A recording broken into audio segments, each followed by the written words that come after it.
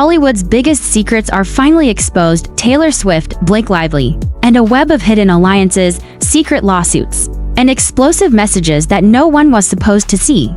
Who really pulled the strings behind the scenes of It Ends With Us, and what happens when power, music, and influence collide? Stay tuned, because everything you thought you knew is about to be turned upside down. Taylor Swift's music has always had a way of resonating deeply with her fans and shaping the cultural moment, but what happened behind the scenes with the film It Ends With Us goes far beyond music or pop culture and exposes a web of interactions and strategies involving some of Hollywood's most recognizable names. It begins with the selection of the perfect Taylor Swift song for the film's trailer, a song that Sony carefully chose after collaboration and extensive consideration. My Tears Ricochet was selected, and the choice immediately introduced a layer of tension and history into the project because this was a song that was deeply personal to Taylor, inspired by her experience with her former record label and the sale of her masters to a prominent figure in the industry, someone she perceived as an antagonist at the time the trailer was cut and polished with precision, and the excitement in the room was palpable. Blake Lively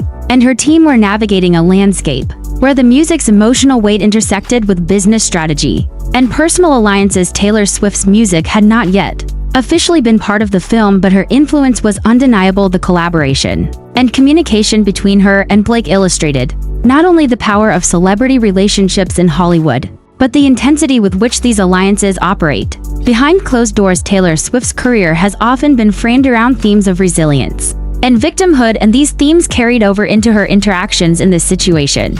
She has publicly positioned herself as someone who faces adversity, whether in high-profile disputes with other celebrities or over ownership of her own creative work. But when examining the context of this film and the trailer, the stakes and motivations are far more complex. There is the story of Scooter Braun acquiring the label that held Taylor's masters, a transaction which her father was financially involved in, yet her narrative consistently positioned Scooter as the adversary, disregarding the financial benefit her family received from the deal, and her subsequent strategy of re-recording her music to regain control added layers of both innovation and controversy to her public image. This was not simply about art, but also about reclaiming agency in a system where power and ownership are central, and this transactional complexity became the backdrop against which Taylor's collaboration with Blake occurred. As the trailer editing progressed and the music was being considered, Blake communicated her excitement and concern about incorporating the song into the project. She was conscious of Taylor's emotional connection to the track and the history that surrounded it, and she carefully navigated the communication to ensure alignment without crossing boundaries. The process was delicate because using the song had both strategic and sentimental implications. It was clear that Taylor's approval would enhance the trailer's impact while also placing Blake in a position of responsibility to respect the sensitivities involved. The correspondence between them showed meticulous attention to detail and a recognition of the influence that celebrity approval has on public reception. This dynamic set the stage for a dramatic interplay of influence and decision-making that extended far beyond typical marketing considerations. As the project moved forward, the interplay of influence deepened, with the involvement of other industry figures and the disclosure of sensitive information, creating a suspenseful narrative that extended into real-world consequences. This included interactions with Stephanie Jones, who had been engaged in business relationships that intersected with Taylor Swift, and Blake Lively. Stephanie's perspective and actions introduced additional layers of complexity because she had access to data and communications that she was legally and ethically bound to protect, yet she facilitated the sharing of certain information with Blake and Taylor, which introduced potential legal and ethical risks. The correspondence around the sharing of information revealed a calculated strategy where alliances were leveraged and information was carefully curated to influence perception and outcomes within the industry. Taylor Swift's role in these exchanges underscored her continued influence over decisions. Even when physically absent due to touring and other commitments, she communicated support and strategic advice to Blake in ways that guided decision-making and enhanced the leverage available to Blake within the trailer editing and marketing process. The selection of the song My Tears Ricochet became emblematic of these dynamics. It was not simply a musical choice, but a symbolic and tactical tool that intersected with personal histories, business relationships, and public perception. The decision to use it was framed not only as an artistic enhancement, but also as a calculated move to assert influence and shape the reception of the film. The behind-the-scenes maneuvering was meticulous, with text messages and emails illustrating careful coordination Taylor encouraged Blake to use the song as leverage in negotiations and strategic positioning, highlighting an interplay of personal loyalty and professional acumen. The narrative also revealed the degree to which perception and reputation management are integral in Hollywood decision-making, with every correspondence and decision weighted against potential outcomes and public reaction. Blake Lively's approach demonstrated a recognition of these stakes as she navigated the trailer's development, incorporating input from Taylor while simultaneously managing her own creative vision and the expectations of collaborators and industry stakeholders. The narrative tension was heightened by the uncertainty surrounding access to and use of sensitive data, as well as the implications of actions that bordered on or intersected with legal and ethical boundaries. The stakes were further amplified by the involvement of high-profile individuals whose reputations and influence were intertwined with the trajectory of the project. At every turn, the story revealed not only the intricacies of Hollywood power dynamics, but also the psychological and strategic maneuvers employed by those navigating complex interpersonal and professional networks in high-stakes environments. The situation escalated further with the introduction of the Vanzan lawsuit, a covert legal action that revealed a calculated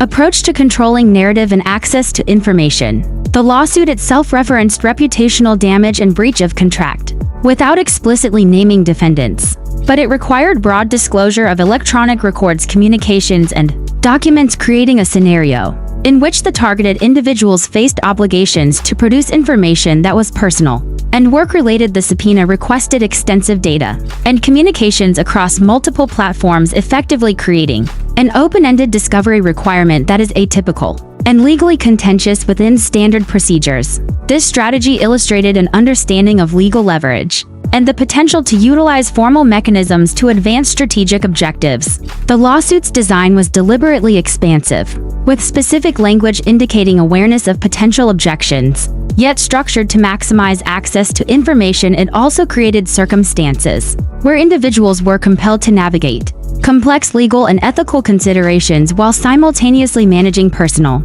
and professional relationships. Taylor Swift and Blake Lively were embedded in this matrix through direct communications and strategic guidance, with Taylor facilitating interactions and information sharing that enhanced Blake's position while shielding her own public image. The coordination required careful calibration to avoid legal exposure while achieving strategic objectives. The narrative also highlighted the interplay between digital communication and legal strategy, with text messages serving as both tactical coordination and evidence of intent. The documentation and timestamps of these exchanges provided a chronological map of influence and action, illustrating how high-profile figures navigate intersecting domains of business, personal alliances, and legal considerations. The tension was sustained because each action carried potential consequences for reputation and legal standing, and the narrative revealed a sophisticated understanding of leverage and influence in shaping outcomes while controlling visibility and accountability. The story underscored how individuals with resources and insight can manipulate timing,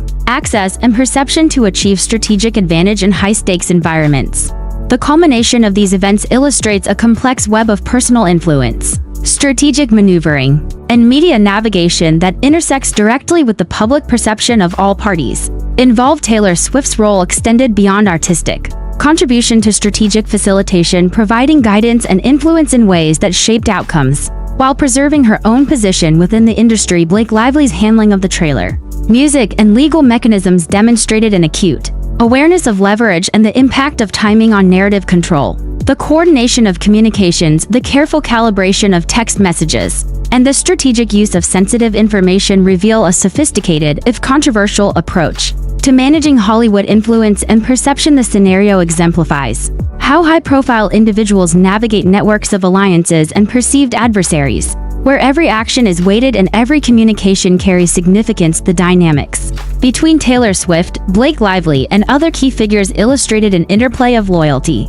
strategy, and leverage in shaping both creative outcomes and public perception. The meticulous planning, timing, and coordination demonstrate that behind every high-profile decision is a network of strategic considerations extending across artistic, personal, and legal domains. The story underscores the complexity of navigating influence in environments where power, reputation, and opportunity intersect, revealing how personal relationships and strategic guidance can amplify both risk and reward in high-stakes professional contexts. The unfolding of these events also highlights the broader implications for understanding how public figures manage conflicts, coordinate strategy, and utilize information to shape both industry and public perception in ways that are carefully curated and meticulously executed at every stage. The interplay of music, creative control, legal maneuvering, and personal alliances combines to create a multi-layered narrative that is dramatic, suspenseful, and revealing of the mechanisms that operate beneath the surface of Hollywood production and influence. In examining this sequence of events, it becomes clear that what appears on the surface as simple artistic collaboration or marketing choices is in fact a layered interplay of strategy, influence, and calculated decision-making. Taylor Swift's involvement went far beyond lending her music. She actively facilitated guidance and shared insight that shaped the trajectory of the film's promotion while simultaneously maintaining her own public image and limiting exposure to risk. Blake lively navigated these dynamics, leveraging celebrity alliances and strategically employing communications and legal mechanisms to optimize her position and control over the narrative. The Vanzan lawsuit in particular illustrates how legal tools can be employed to access information and influence outcomes even in situations where the broader public sees only the surface of events. The intricate coordination between Taylor, Blake, and others in the background underscores the power of relationships and the subtle ways influence can be exercised without direct visibility, yet with significant consequences for those involved. The sequence also raises broader questions about ethics, responsibility, and the management of information within high-stakes professional environments, highlighting how actions that intersect with legal boundaries can be used tactically to achieve desired outcomes while shaping perception and narrative. Ultimately, the story demonstrates the intensity and complexity of behind-the-scenes dynamics in Hollywood, revealing how influence, leverage, and strategic thinking operate simultaneously across creative, legal, and personal dimensions. The careful orchestration of timing, messaging, and alliances provides insight into how high-profile figures navigate challenges, opportunities, and potential threats in ways that are both calculated and responsive to the evolving landscape. These events offer a compelling case study in understanding the intersection of celebrity influence, strategic planning, and media perception, illustrating that what may seem straightforward on the surface often contains multiple layers of coordination, calculation, and consequence that impact both professional and personal outcomes in the industry. When you step back and look at everything together, what becomes impossible to ignore is how coordinated, intentional, and calculated this entire sequence of events appears. This was never just about a song in a trailer. It was never just about creative differences on a film set. And it certainly was not a spontaneous reaction to one bad interaction or one misunderstood moment. What we see instead is a long pattern of messaging, influence, timing, and leverage that unfolded over months, quietly and deliberately, while the public saw only carefully curated headlines and surface-level narratives. The use of Taylor Swift's music in the trailer becomes symbolic when viewed through this lens. It wasn't simply an artistic choice that happened in isolation. It carried emotional history, business context, and strategic weight. The conversations show awareness of that weight, concern about how it could be used, and eventually an acceptance that it could function as leverage. That alone reframes how we understand the collaboration. It reveals a mindset where influence is currency, relationships are tools, and timing is everything. None of this happens by accident at this level. Equally important is what the communications reveal about mindset. There is a consistent framing of opponents as obstacles rather than collaborators, and a recurring belief that control equals justice instead of stepping away, escalating concerns through formal and transparent channels, or allowing neutral processes to take their course. The approach appears to center on strategy first and accountability second. That distinction matters because when power replaces process, outcomes stop being about truth and start being about who controls the narrative. The legal maneuvering only deepens this concern. The Vanzan action, with its unusual structure, broad demands, and rapid closure, raises questions that still have not been fully answered. Why was it opened when it was? Why were no defendants named? Why was the scope so expansive? And why was it shut down immediately after the desired information was obtained? These are not questions driven by speculation, they are questions driven by sequence and timing. And timing, in situations like this, tells a story all on its own. What also stands out is how responsibility appears to shift when pressure increases. As long as things were moving quietly, coordination was active and confident.